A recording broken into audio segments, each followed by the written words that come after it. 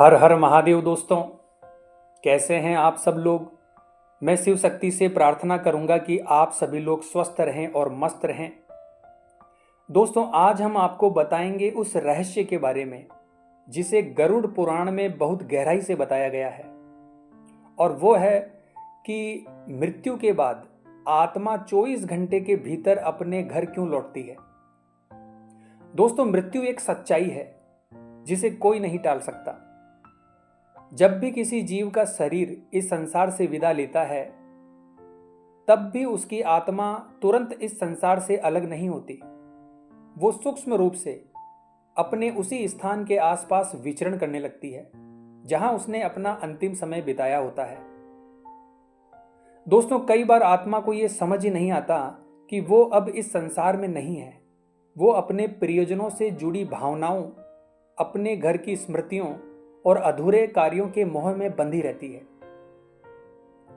दोस्तों, गरुड़ पुराण के अनुसार मृत्यु के तुरंत बाद आत्मा को यमदूत या देवदूत लेकर जाते हैं और उसे चित्रगुप्त के सामने पेश किया जाता है, जहां उसके जीवन के संपूर्ण कर्मों का लेखा जोखा किया जाता है।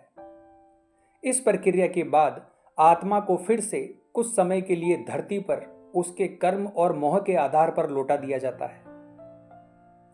यह आत्मा 24 घंटे के भीतर अपने घर लौटती है, क्योंकि वहां उसका मन, उसकी स्मृतियां और उसका परिवार उसे खींच रहे होते हैं। वो देखती है कि उसके परिजन विलाप कर रहे हैं, उसकी कमी को महसूस कर रहे हैं।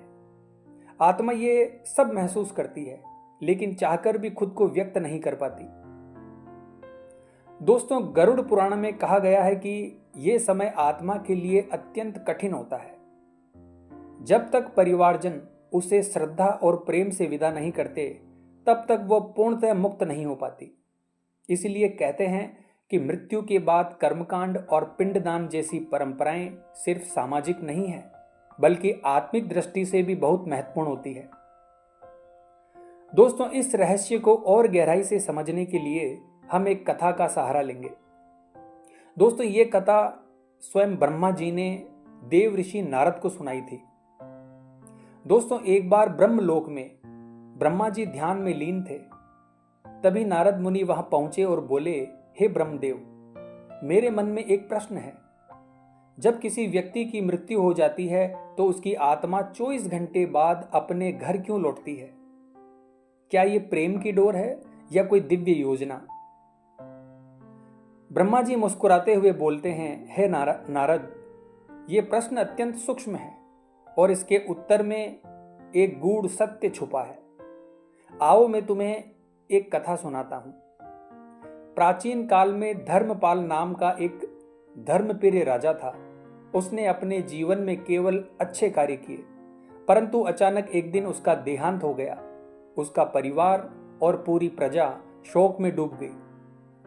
मृत्यु के पश्चात उसकी आत्मा शरीर से निकलकर सूक्ष्म रूप में अपने महल और परिवार के चारों ओर घूमने लगी। उसने अपनी रानी को रोते देखा, बच्चों को उसके लिए पुकारते हुए देखा। वो अपनी उपस्थिति जताने की भरपूर कोशिश करता, पर कोई उसे महसूस नहीं कर पाता। वो सोचता रहा, काश मैं इन्हें ये बता पाता कि मैं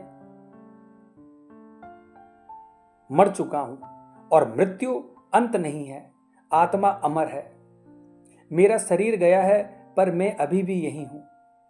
उसकी आत्मा उस स्थान पर गई जहां वो अपने पुत्र को गोदी में खिलाया करता था।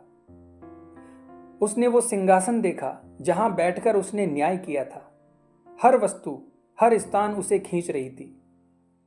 ब्रह्मा जी बोले, हे नारद, यही वो मोह है जो आत्मा को बांधता है। यही कारण है कि आत्मा मृत्यु के बाद 24 घंटे में अपने घर लौटती है।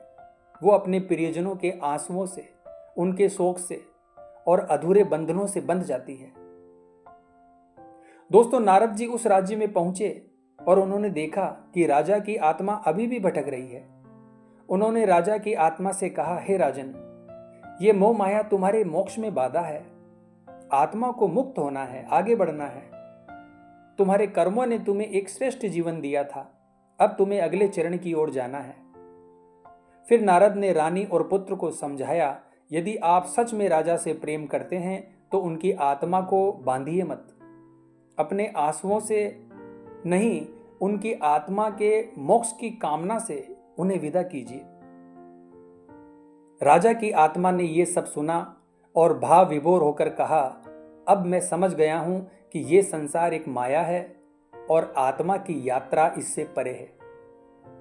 मुझे अपने मोह को त्याग करके आगे बढ़ना होगा। तो दोस्तों, इस कथा के माध्यम से हमें यह समझना चाहिए कि मृत्यु के पश्चात आत्मा को शांति तभी मिलती है जब उसका परिवार उसे प्रेम और श्रद्धा से विदा करता है।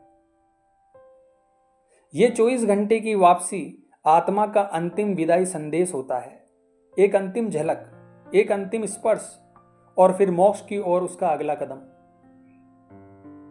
इसलिए हम सभी का कर्तव्य है कि हम अपने प्रियजनों को उनकी मृत्यु के बाद प्रेम से विदा करें, उनके लिए प्रार्थना करें और उन्हें मुक्त करें। दोस्तों, यदि आपको ये ज्ञानवर्धक प्रस्तुति अच्छी लगी हो तो वीडियो को लाइक करें और हमारे चैनल को सब्सक्राइब करें और कमेंट बॉक्स में हर हर महादेव जरूर लिखें दोस्तों, ताकि आपके जीवन से मोह माया, भय और अज्ञान का अंत हो सके और आत्मा को सच्चा मार्ग मिल सके। तो मिलते हैं इसी प्रकार की अगली वीडियो के माध्यम से। जय मां अम्बे, जय श्री कल्याण।